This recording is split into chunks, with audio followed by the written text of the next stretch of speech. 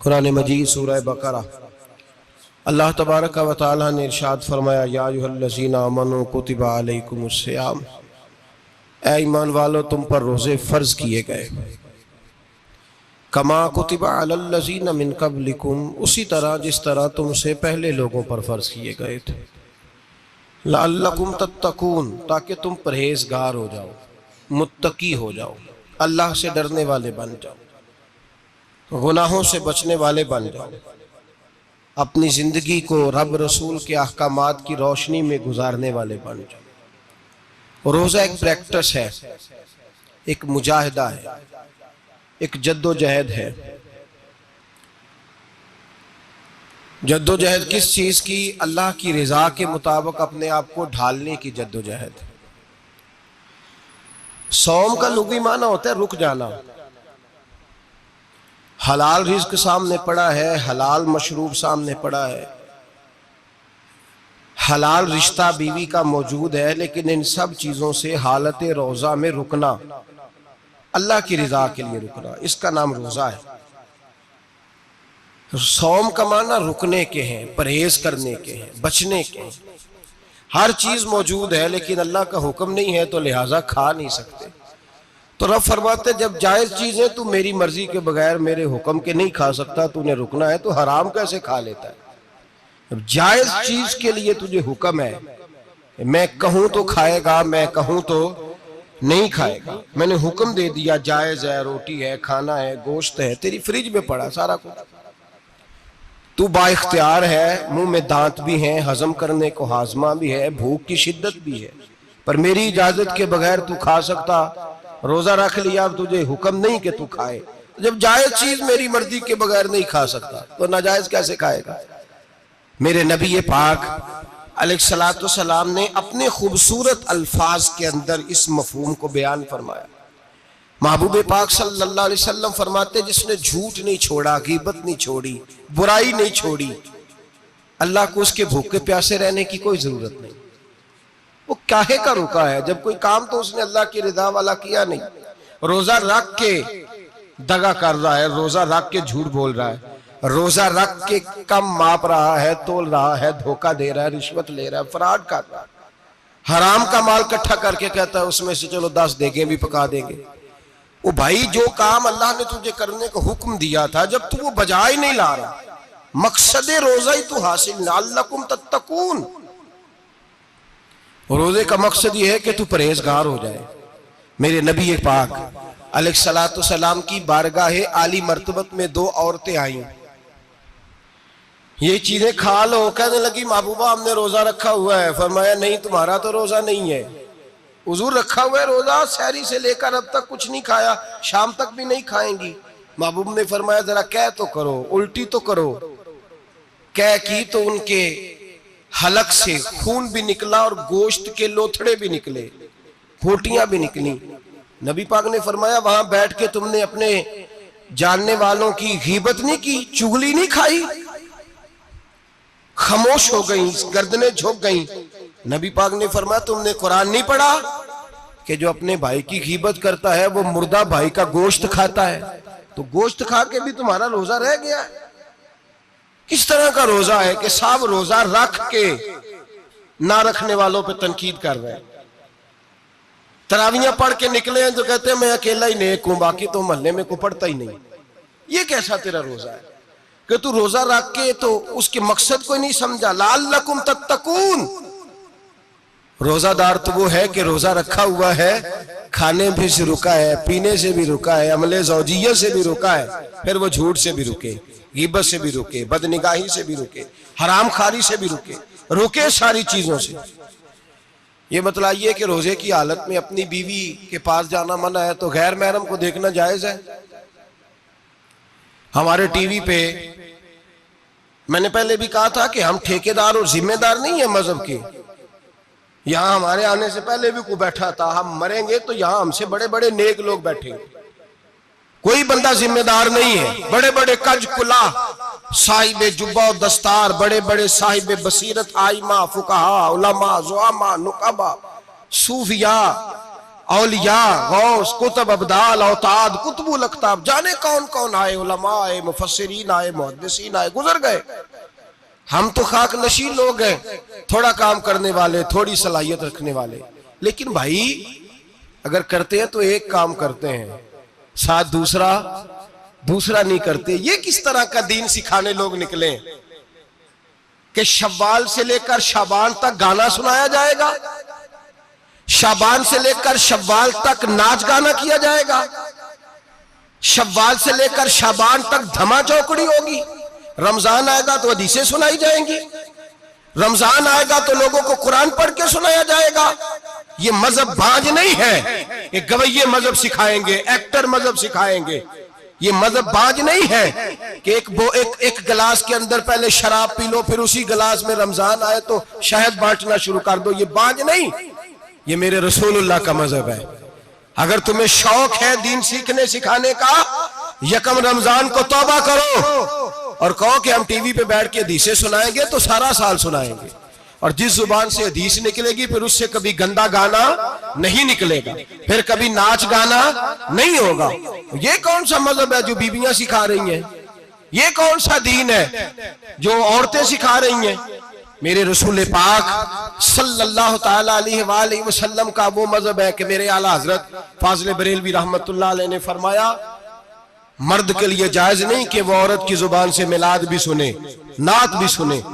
मर्द के लिए जायज नहीं, मर्द को मर्द सिखाएगा, औरत सिखाएगी तो औरतों को सिखाएगी। बेशक आप सवेरे फतवा दीजिए कि छोटी सी मस्जिद में बैठ के, छोटे से कोने में बैठ के छोटा सा मौलवी, और वहां तो इतने इतने बड़े मुफ्ती टीवी पे बैठे हुए, वो गलत है तो सही, ये कैसे हो गए? सुनो, मेरे नबी पाक अलैहिस्सलातु सलाम के मजहब का हुस्न ये है कि इस्लाम कहता है एक नजर बीबी को देखा किसी ने गलती से तो माफी हो जाएगी, दूसरी नजर शहवत से देखा तो हराम है उसके लिए।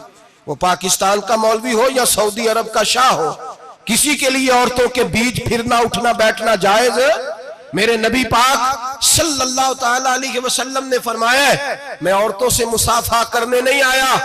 और मेरे नबी पाक सल्लल्लाहु अलैहि वसल्लम ने फरमाया है, हुजूर फरमाते लेकिन ना कुत्ता बिल्कुल नापाक नहीं होता, कुत्ते का थूक नापाक होता है, या कुत्ता गीला हो जाए तो नापाक होता है, लेकिन खिंजीर सारा नापाक होता है, कुल नापाक है खिंजीर। नबी पाक ने फरमाया खिंजीर भी हो और गंद में लिथड़ा हुआ भी हो, पेशाब में लिथड़ा हुआ हो, गोबर में लिथड़ा हुआ हो, पखाने और फुजले में लिथड़ा हुआ खिंजीर हो, उसका जिस्म तेरे साथ टकरा जाए तो इतना बुरा नहीं जितना गैर महरम औरत का वजूद तेरे साथ टकरा जाए तो बुरा है। इस हद तक मेरे नबी पाक सल्लल्लाहु और गुंबद के मामले में फतवा देने वाले, या रसूल अल्लाह कहने पर कुफर का फतवा देने वाले और बड़ी बड़ी बातें करने वाले खामोश क्यों हो गए? या अय्युहल्लज़ीना आमनू ला तत्तखिज़ुल यहूद वन नसारा औलिया। रब फरमाता है यहूदियों और ईसाइयों को दोस्त ना बनाओ, ये तुम्हारे दोस्त हो सकते, ये तुम्हारे सज्जन हो सकते। जब अर्श का मालिक कह रहा है सज्जन नहीं हो सकते तो तू दोस्ती की बात कैसे बढ़ा रहा है? या रसूल अल्लाह हमारे सज्जन कौन हो सकते हैं? फरमाया तुम्हारा दोस्त वो हो सकता है जो मोहम्मद अरबी का गुलामी करने वाला हो, जो रसूलुल्लाह की नौकरी करना हो दोस्त होगा। दूसरा दोस्त हो सकता? कोई एक्टर मजहब नहीं सिखाएगा, कोई गवैया मजहब नहीं सिखाएगा। हजरत जनाब सैयदना जुनैद बगदादी, बगदाद के पीर से किसी ने पूछा था आज से 1100-1200 साल पहले, वो तो जमाना वैसे नेकी और परहेजगारी का था, का बाबा जी मर्द और औरत नेक हो, बगैर पर्दे के, बगैर हिजाब के, बगैर दीवार के बैठकर एक दूसरे को दीन सिखा सकते? हजरत साहब बताइए, मर्द और औरत नेक हो तो बगैर पर्दे और हिजाब के एक दूसरे को दीन सिखा सकते हैं? तो हजरत जुनैद बगदादी फरमाने लगे सिखाने वाला हसन बसरी हो और सीखने वाली राबिया बसरी हो तो फिर भी बगैर पर्दे के बैठने की इजाजत नहीं। तो मुफ्ती साहब को इजाजत किसने दी? मौलाना साहब को इजाजत किसने दी? बड़ा वो नहीं होता जो टीवी पे ज्यादा आता है, बड़ा वो होता है जो रसूलुल्लाह के दीन पे अमल ज्यादा करता है। हजरत अब्दुल्लाह इब्ने मसूद रदी अल्लाह ताला अन्हु फरमाते ज्यादा बातें करने वाला आलिम नहीं होता। हुजूर फिर आलिम कौन होता है? फरमाया पढ़ो कुरान, इन्नमा यख्शल्लाह मिन इबादिहिल उलमा। फरमाया बड़ा आलिम वो होता है जो अल्लाह से ज्यादा डरता है। इसलिए कि रब फरमाता है मेरे बंदों में से जो आलिम वो हैं जो अल्लाह से ज्यादा डरते हैं, खौफ रखते हैं। तो मेरे भाई रमजान अल मुबारक में बचना है, परहेज का वक्त है। तो कोई शख्स भी कोई शो ना देखे, मेरी मिन्नत है आप हजरात, कोई शो ना देखे। औरत का तो पर्दा है, तो हमें तो तमाशे पे लगा दिया गया। अजीब किस्म के एक्टर आ गए और मजहब सिखा रहे हैं। मेरी अपील है आपसे कि सहरी इफ्तारी के वक्त टेलीविजन बंद रखें। क्या चीज खोल के रखें? या कुरान खोल के रखें या रसूलुल्लाह का फरमान खोल के रखें। अल्लाह रसूल की तरफ तवज्जो रखें, वो सीखने सिखाने का वक्त है। छोड़े गवैयों से दीन सीखा जाएगा। आप हमें कोई शिकवा नहीं, ये पक्की तौबा करें, सवेरे आए आके दीन सिखाएं। और मैं उनसे भी अपील करूंगा कि आओ दीन सिखाओ। हजरत फुजैल बिन अय्यास फरमाते हैं मैं डाकू था, कभी कभी छुप छुपा के जुमा पढ़ा करता था, फिर मैंने तौबा की तो सच्ची तौबा की, फिर मैंने तौबा की तो रब को राजी करने वाली तौबा की, फिर मैंने तौबा की तो छोड़ी हर शय, गरीबों का लूटा हुआ माल वापस किया, जिसके पैसे न दे सका उसके घर में जाके उसकी भैंसों को चारा डाला, उसके ऊंटों की खिदमत की, मैंने कर्जे चुकाए।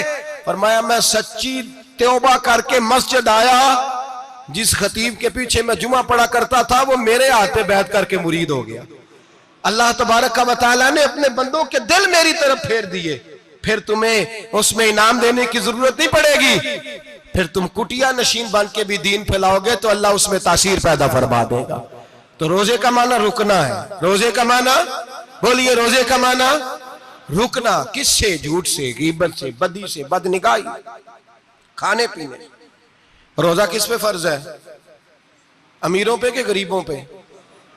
जी कहने ने मैं तो काम ही मेरा तो काम ही मेहनत मजदूरी वाला, मैं कैसे रोजा रखूं? मैं तो दिहाड़ी लगाता हूं तो रोजा कैसे रखूं? मैंने नहीं किसी हदीस में पढ़ा कि रोजा वो रखे जो दफ्तर में बैठता है। सहाबा के जमाने में तो दफ्तर होते ही नहीं थे, किसी जगह नहीं लिखा हुआ रोजा वो रखेगा जो एसी में बैठता है, तब तो एसी थे ही नहीं। हजरत अबू बकर सिद्दीक रज़ी अल्लाह तआला अन्हु से लेकर जनाब बिलाल तक सारे अपने हाथ से काम करते, सारे अपने हाथ से काम करते, सारे। हजरत उमर फारूक रज़ी अल्लाह तआला अन्हु खलीफा वक्त होने के बावजूद माले गनीमत के ऊंट चढ़ने जाते थे तो चरागाह में छोड़ने में जाते थे, लेने भी आते थे वापस। सारे लोग अपने हाथों से मुशक्कत वाले काम करते। हजरत बिलाल मजदूरी करते, सलमान फारसी मजदूरी करते, मिकदाद मजदूरी करते, सहाबा मजदूरियां करते, रोजे रखते। और रमजान के जाने का वक्त होता तो दर रसूल पे खड़े होकर अर्ज करते महबूबा दिल नहीं भरा, दिल करता है कभी रब सारा साल ही रोजे ता करे, सारा साल रमजान दे तो हम सारा साल रोजे रखने को तैयार है। जज्बा था, ताकत थी, हिम्मत थी। आज नौजवान लड़का है कहता है मुझसे भूख बर्दाश्त नहीं होती। मेरे भाई रब बीमारी ला देना, अल्लाह से दुआ मांगे अल्लाह शिफाए अता फरमाए, और दुआ करें अल्लाह आजमाइश से महफूज फरमाए। आप यकीन करें मैंने लोगों को देखा है हलक से कतरा नहीं उतरता, खुराक की नाली लगी हुई है, आला ग़िज़ाएं पकी हुई पड़ी है। अर्श का मालिक कहता है मैं तेरे हलक से गुजरने नहीं दूंगा, कानून बन गया। मैंने देखा है ड्रिप पे लोग जिंदा है, बोतल लगी हुई है ग्लूकोज की, गुजारा चल रहा, आला ग़िज़ाएं पड़ी है, लाखों रुपया तिजोरी में पड़ा है। मालिक कहता है तू नहीं खा सकता तो वो खाने नहीं देता, नहीं खाने देता। एक शख्स यूरोप के इलाके का, मैं किसी कालम नवीस का पढ़ रहा था, वो कहता है मेरी खरबों में जायदाद है लेकिन मेरे मैदे में ऐसी तकलीफ है कि मैं आटे को छान कर जो ऊपर से बूरा निकलता है सिर्फ वो खा सकता हूं, उसके अलावा मैं कायनात की कोई नेमत खा नहीं सकता। और मेरे भाई वो जब चाहे तो बड़े बड़े खाने खाने से तुझे रोक दे, तेरे दांत चबाने के काबिल ना रहे, जुबान निगलने के काबिल ना रहे, मैदा तेरा हजम करने के काबिल ना रहे, वो जब चाहे तो जो मर्जी कर ले। वो कहता चल तू मेरी मर्जी पे चल ना, 1 महीना मेरे कहने पे ना खा, 1 महीना मेरे कहने पे ना खा, तो या अल्लाह तू क्या करेगा? फरमाया सौमु तसहु, मेरे नबी पाक ने फरमाया तुम रोजे रखो अल्लाह तुम्हें सेहत अता फरमा देगा, अल्लाह तंदुरुस्तियां दे देगा, शिफाएं दे देगा। तुम रोजे रखो अल्लाह तुम्हें, सुभान अल्लाह, अल्लाह तुम्हें, अल्लाह ताकत देता है, हिम्मत देता है, अल्लाह हिम्मत देता है।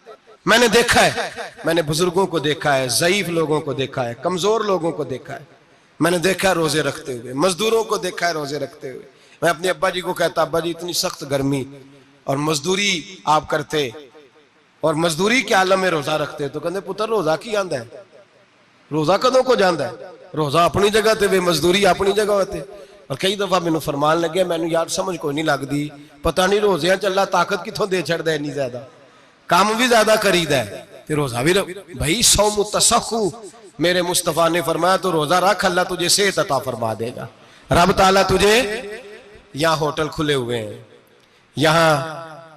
यहाँ अजीब हालात है, होटल खुले हुए हैं, लोग बहाने ढूंढते फिरते हैं, कहते हैं कट लग गया था, जरा थोड़ा सा खून निकल आया, सनी प्लास लगाई है तो रोजा नहीं रखा, ये जरा मुझे थोड़ी दिक्कत हो गया तो मैंने रोजा नहीं रखा, खांसी लग गई है तो रोजा नहीं रखा। ओ खुदा के बंदे, रोजा तो नेमत है। और सुभान अल्लाह, मेरे नबी पाक ने फरमाया लिकुल्ल शैइन ज़कात व ज़कातुल जसद सौम, फरमाया हर शय की ज़कात होती है, वजूद की ज़कात रोजा है, रोजे रखो जिस्म की ज़कात निकल जाएगी।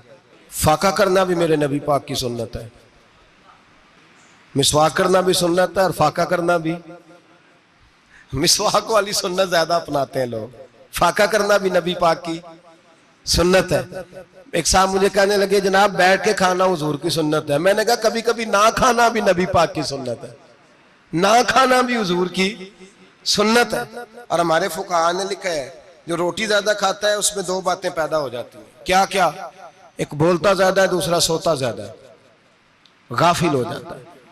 फाका और हकीम अतिब्बा डॉक्टर कहते हैं कि पेट खाली रहे ना जिस आदमी का, उसका हाफजा मजबूत होता है, उसके ज़हन की गिरा खुलती है। ज्यादा खाने से तो खुमारी चढ़ती है, दिमाग ढूंढते फिरना रोटी किधर से आज अच्छी है, घर में नहीं पकी तो होटल चले जाना, खाने के सिवा और काम ही कोई नहीं। ओ साहब, मेरे नबी पाक अलैहिस्सलाम ने फरमाया काफर 7 आंतों से खाता है, 7 आंतों से, और फरमाया मेरा मोमिन 1 आंत से खाता है, उसके वजूद में खाने वाली 1 आंत है, काफर 7 आंतों से खाता है। फाका कशी से नूरानियत पैदा होता है, कम खाना। देखे ना नबी पाक सल्लल्लाहु अलैहि वसल्लम ने अल्लाह से फाका मांग के लिया है, या अल्लाह 1 वक्त रोटी दे, 1 वक्त का फाका दे, मांग के लिया है नबी पाक ने, मांग के।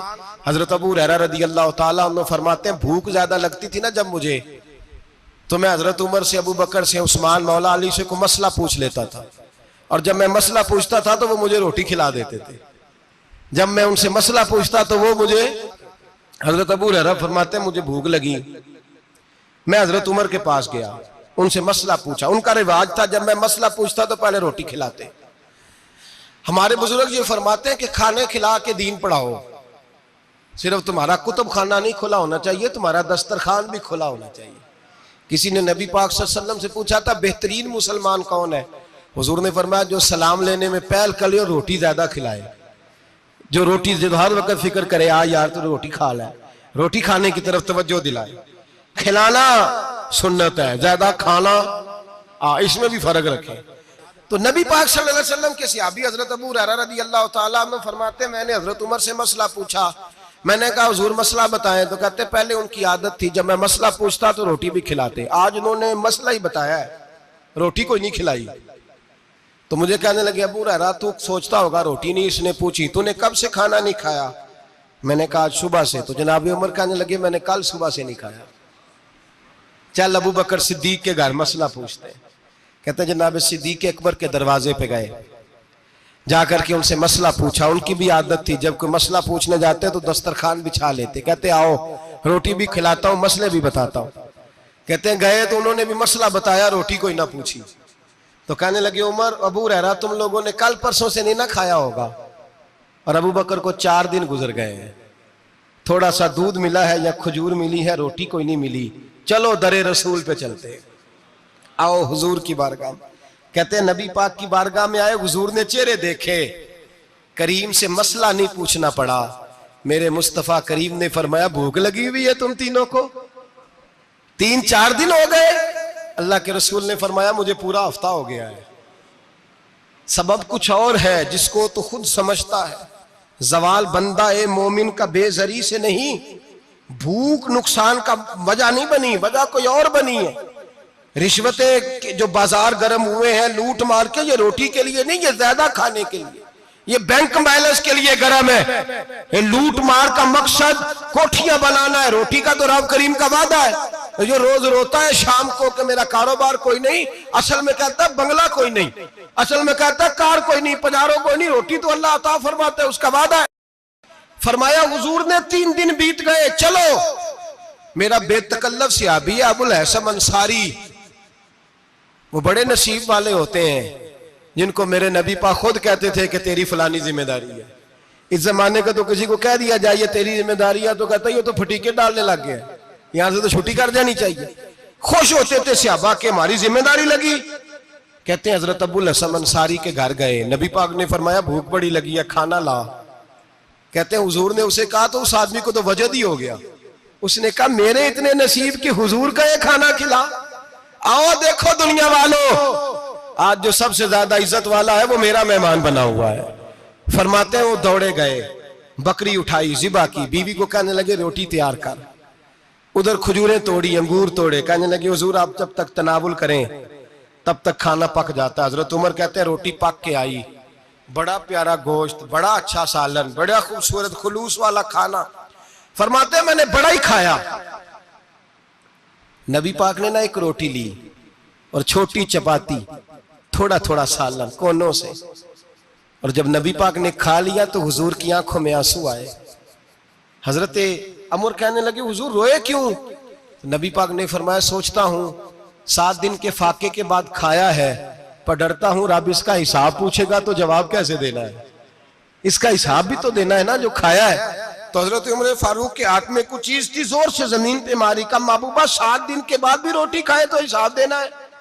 नबी पाक फरमाने लगे उमर वो मालिक है ना, तो जब देता है तो हिसाब नहीं ले सकता, हिसाब तो देना है, हिसाब तो देना है, तैयारी रखो। सहाबा कराम फरमाते हमने इरादा किया कि आज के बाद हम फिर फाके करेंगे, कम खाएंगे, इसलिए कि हिसाब देना है। मेरे भाई वो फाका कशी करते थे, डरते थे। यहाँ तो लोग खा के बीमार है, खाते जा रहे हैं, सोते जा रहे हैं, खाते जा रहे हैं, सोते जा रहे हैं।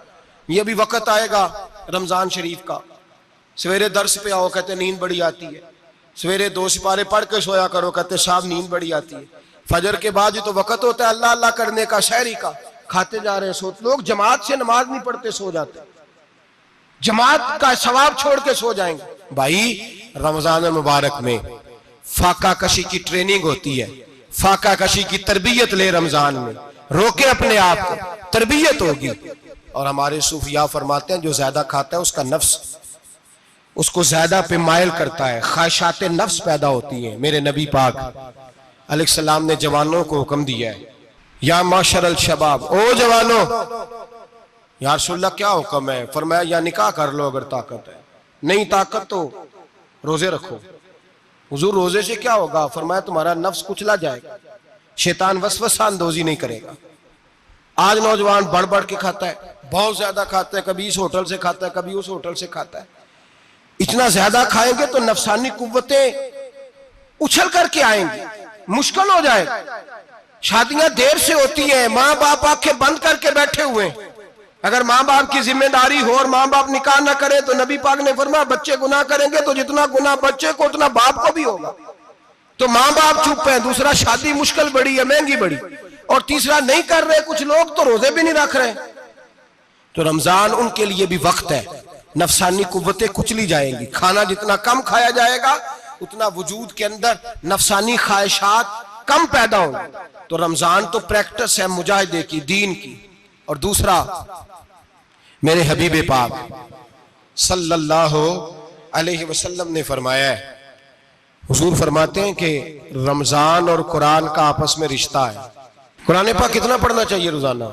ज्यादा से अल्लाह जज़ा दे, उम्मीद है आप ज्यादा से ज्यादा ही पढ़ते होंगे। भाई सुने, हदीस मुबारका में नबी पाक ने फरमाया रमजान और कुरान दोनों मिल के ना, बड़ी प्यारी हदीस है, फरमाया दोनों मिल के अल्लाह की बारगाह में मेरी उम्मत की सिफारिश करेंगे। रमजान और अल्लाहु अकबर। किस तरह? नबी पाक फरमाते हैं रमजान कहेगा ए अल्लाह दिन के वक्त मैंने इसे तेरी रजा के लिए खाने पीने से बाज रखा, और कुरान कहेगा या अल्लाह रात को तेरी रजा के लिए खड़ा होकर ये कुरान सुनता था। रमजान और कुरान दोनों सिफारिश करेंगे। हम ना बड़ा कुछ पढ़ते हैं, सुनते हैं, सीखते हैं। अब यकीन करें ये खाते भाई का भाई से इख्तलाफ हो जाए ना तो वो 30 साल पुराने खाते खोल के ले आता है, सारी रात ढूंढता है कि मेरे पैसे कहां से निकलते हैं, पढ़ लेता है। कुरान पाक की बारी आती है तो नहीं पढ़ते कुरान पाक। अब्बा जी का खत्म होता है तो मांगते फिरते हैं, कहते 2 कुरान पाक, 10 कुरान पाक। ये बातें बतानी नहीं चाहिए, करनी नहीं चाहिए, लेकिन चूंकि तरबियत के लिए बैठा हूं तो कर देता हूं। मेरे शागिर्दों से पूछें, यहाँ मदरसा है अल्हम्दुलिल्लाह, दर्जनों तलबा है, असातिज़ा है, मेरे पीर भाई हैं, और मेरा ये दावा है कि शायद कोई किसी से इतना प्यार करता हो जितने मेरे शागिर्द और मुरीद मुझसे करते हैं। लेकिन मैंने कभी किसी से नहीं कहा कि जरा सूरत फातिहा पढ़ के देना, मैंने अपने अब्बा जी को सवाब देना है। पूछ लें किसी से नहीं कभी कहा, कभी नहीं मैंने कहा कि जरा मुझे थोड़ा सा कुरान पढ़ दें। मैं इसको नाजायज नहीं कहता, पढ़वाना चाहिए, लेकिन मैं अपने वालिदैन के लिए कभी सवाल नहीं करता कि मुझे जरा पढ़ के दो, मैंने बख्शना है, इसलिए कि मैंने जाती तौर पे रूटीन बनाई है। मैं समझता हूं कि कायनात के अंदर मेरे ऊपर जिन लोगों ने एहसान किए उनमें सबसे ज्यादा हिस्सा मेरे माँ बाप का है। मैं समझता हूं इस बात, कितना नालायक हूं मैं कि मैं 1 महीने में एक कुरान पाक भी पढ़ के उनकी रूह को एहसाल नहीं कर सकता। मेरा ये तरीका है जाती, मैं कदगन नहीं लगाता, मेरा जाती तरीका ये, अलहम्द से शुरू करो और 2 सूरतें छोड़ के कुरान पाक खत्म कर दो आखिरी, और फिर फलक और नास सूरतें साथ ले जाओ। यहां बैठ के साले सवाब नहीं करना, खत्म नहीं दिलाना, साथ ले जाओ, कब्र पे खड़े हो जाओ और फलक और नास सूरतें कब्र पे बैठ के तिलावत करो, और जो कुरान मजीद पढ़ा है उनकी रूह को वहां एहसाल करो। ओ भाई, औलाद जब माँ बाप के लिए पढ़ती है तो उसे कहना नहीं पड़ता अल्लाह बख्श दे, इसलिए कि औलाद की नेकियां खुद ब खुद माँ बाप के खाते में जमा होती है, खुद नेकियां जमा होती है। मेरे भाई, तू बच्चों से ये तो मुतालबा करता है कि बेटा इस साल रमजान मुबारक में मेरे लिए सत्तू जरूर बनाना, फलानी चटनी जरूर तैयार करना, ये क्यों नहीं कहता बीवी से कि डिशे कम बनाना। तू भी बैठ के कुरान पाक पढ़, मैं भी कुरान पाक पढ़ता हूँ। इधर आओ बेटा, यहाँ बैठ के तिलावत करो, मैं भी करता हूँ। बेटी इधर आओ, बैठ के कुरान पाक पढ़ो। कितना वक्त लगता है? हाफिज और कारी और उलमा अगर पढ़े तो 20-25 मिनट लगते हैं कुरान पाक का सिपारा पढ़ने में, और अटक अटक के पढ़ने वाला भी पढ़े तो 1 घंटा लग जाएगा।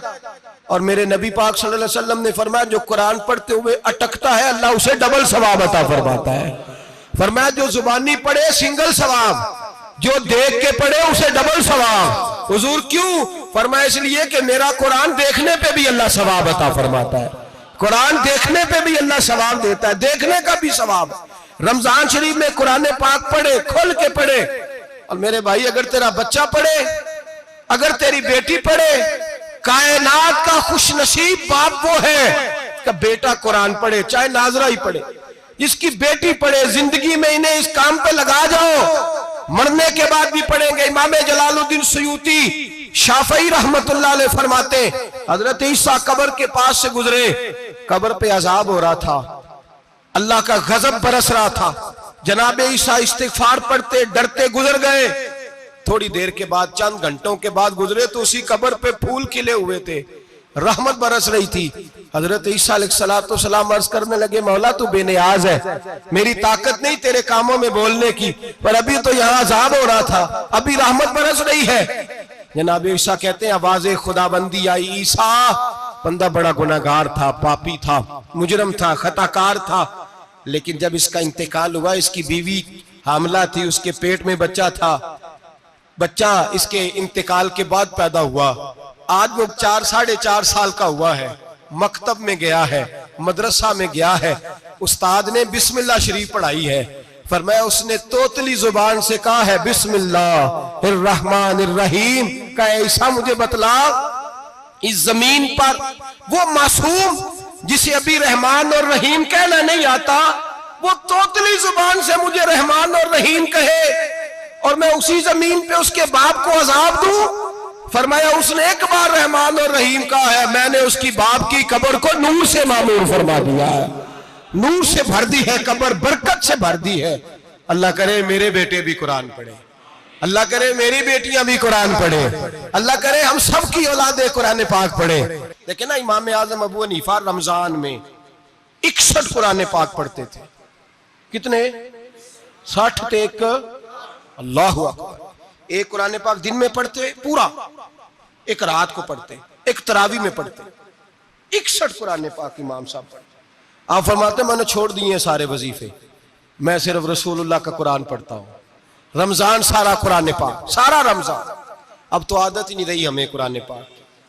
अगर लोग नाराज ना हो तो महफिल नात होती है तो तिलावतें कितनी होती हैं, और नातें हमने ज़ौक़ ही नहीं बनाया, ज़ौक़ ही नहीं बनाया हमने तिलावत कुरान का। इसलिए कि कुर्रा उलमा फुकरा इनको हम तैयार ही नहीं कर रहे, हम तो एक्टर पाल रहे हैं जो पैसे लेते हैं नात खानी के। माज़अल्लाह, ओ मेरे भाई, क्या कुरान मेरे नबी की नात नहीं? हजरत आयशा सिद्दीका रज़ी अल्लाह ताला अन्हा के पास सहाबा गए, कहने लगे अम्मा जी हमें नबी पाक का इखलाक बतलाएं। तो अम्मा जी कहने लगी जाओ जाके कुरान पाक पढ़ो। काला खुलुकुहुल कुरान, सारा कुरान मेरे नबी के इखलाक का ही नाम है। ये सारी नात है, ये सारी नात है। इस नात को सुनने लोग क्यों नहीं आते? इतना रश में अपने नात में, उतना तरावी पे क्यों नहीं होता? और मिल्लत का जवान याद रखे, बूढ़े तरावियां पढ़ते हैं, ज़ईफ तरावियां पढ़ते हैं, घुटनों में दर्द है तरावियां पढ़ते हैं, बीमार बूढ़े तरावियां पढ़ते हैं, जवान वहां चौक में खड़े। क्या जवानी इसलिए है चौकों में खड़ा हुआ जाए? क्या जवानी इसलिए है कि सऊदी अरब जाने के लिए पासपोर्ट बनाना हो तो 2.5 घंटे खड़ा रहे तू? शनाख्ती कार्ड के दफ्तर तू खड़ा रहे, प्रोटेक्टर के लिए खड़ा रहे, काफिरों के सामने कासा लेसी करने के लिए तू खड़ा रहे, तू नौकरी पे जाए तो सारी रात खड़ा रहे, और तू कुरान के लिए खड़ा नहीं होता? मेरे महबूब ने फरमाया मन कामा ईमानन व इहतिसाबन गुफिरा लहु मा तक़द्दम मिन ज़ंबि। फरमाया जो रमजान मुबारक में अल्लाह की रिजा के लिए गुनाहों की माफी के इरादे से कयाम करेगा, रातों को इबादत करेगा, अल्लाह उसके पिछले सारे गुनाह माफ फरमा देगा। नौजवान इरादा करें, प्रोग्राम बनाएं कि इंशाअल्लाह कुरान पढ़ना भी है, कुरान पढ़वाना भी है, सुनना भी है, और इंशाअल्लाह बोलिए सुनना भी है और पढ़ना भी है और पढ़ाना भी। हिम्मत करें, दलेरी करें, आके खड़े तो हो, अल्लाह तौफीक अता करेगा। पहली बात यह कि रोजा रखें, दूसरी बात यह कि कुरान पाक की तिलावत करें, और रोजा रखें तो रोजे के सारे हुस्न समेत उसे रखें। नबी पाक ने फरमाया रमजान गमखारी का महीना है, गमखारी करें। हमारे जमाने में 2 किस्म की तकलीफें हैं। एक तो गरीब आदमी, उसका हाल यह है कि वो मांगते ही गुजारा करना चाहता है, उसने हाथ यूं कर लिया है तो अब उसका यूं होने को तैयार नहीं। जरूरत अगर किसी आदमी को किसी दरवाजे पे ले जाती है तो बुरा नहीं, लेकिन सवाल का अपने ऊपर दरवाजा खोल लेना ये ठीक नहीं। फाका कशी पैदा करें, हौसला पैदा करें, थोड़े पे गुजारा करना सीखें। गरीबों को भी इजाजत नहीं कि वो निकल खड़े हों मैदान में मांगने के लिए। टोलियां निकलती हैं रमजान में, जत्थे निकलते हैं खैरात इकट्ठी करने वाले। बचें। मेरे नबी पाक सल्लल्लाहु अलैहि वसल्लम ने फरमाया जिसने बगैर जरूरत के सवाल किया, जब कयामत के दिन आएगा तो उसके चेहरे के ऊपर गोश्त नहीं होगा, सिर्फ ढांचा ही होगा। इतनी भयानक सूरत में आए, बगैर अशद जरूरत के सवाल न कर, कभी सवाल न कर। और अमीरों से गुजारिश है कि रमजान हमदर्दी का महीना है, हमदर्दी करें तो सामने वाले की इज्जत का भी ख्याल करें। ये बात दुरुस्त है कि गरीब सियाना नहीं होता, इसलिए कि जिसकी जेब में पैसे नहीं होते भाई उसे अकल भी नहीं होती। जिसके घर कार नहीं होती उसे चलाने का तरीका, जिसके घर ओवन नहीं होता उसे चलाने का तरीका भी नहीं आता। जिसके घर में चीजें होती हैं उसे चलाना भी आ जाता है। जिदे घर दाने ओदे कमले भी उसके सियाने हो जाते हैं। तो चौधरी साहब, सेठ साहब, नवाब साहब आटा तकसीम करते हैं, खड़े होके फोटो खिंचाते हैं, फेसबुक पे देते हैं, और एक आटे का थैला और 10 अखबारों में फोटो। अल्लाह से डरें। रमजान हमदर्दी का महीना, हमदर्दी का। गरीब को दें तो उसकी इज्जत को रुसवा ना करें।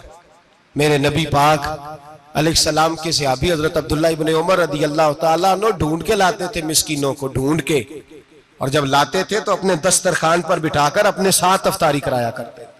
और फिर फरमाया अल्लाह ताला ने लन तनालुल बिर्रा हत्ता तुनफिकु मिम्मा तुहिब्बून, अल्लाह के रास्ते में वो चीज देनी है जो तुम्हें ज्यादा प्यारी हो।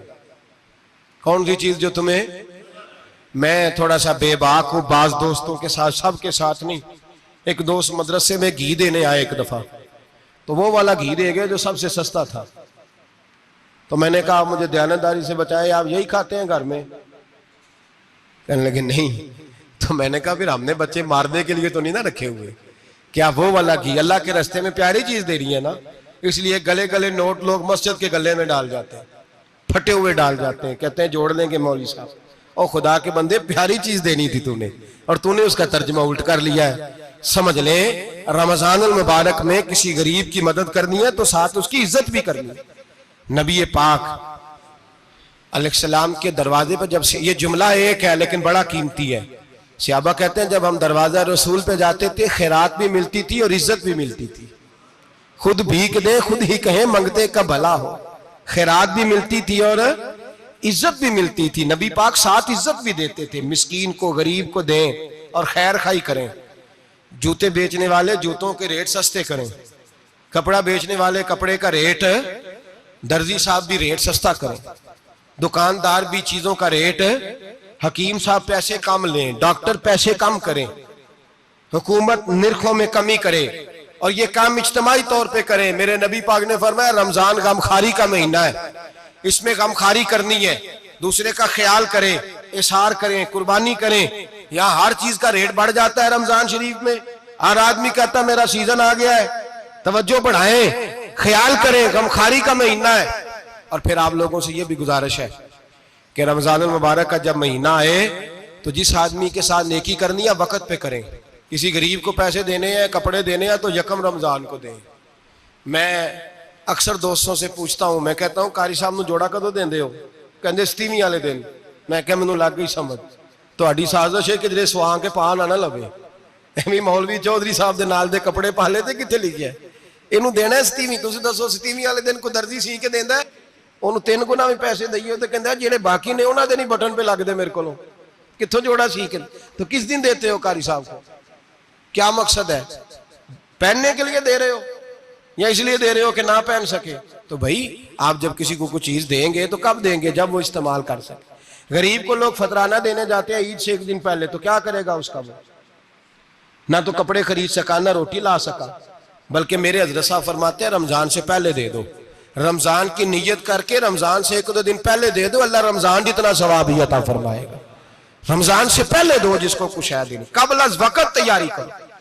और मेरे किबला साहब फरमाया करते अपने कपड़े बाद में, गरीब के बच्चों के कपड़े पहले, अपने घर की जरूरियात बाद में, गरीबों की जरूरियात इसलिए कि अल्लाह पाक ने उनका रिज़्क़ भी हमारे घर भेज दिया।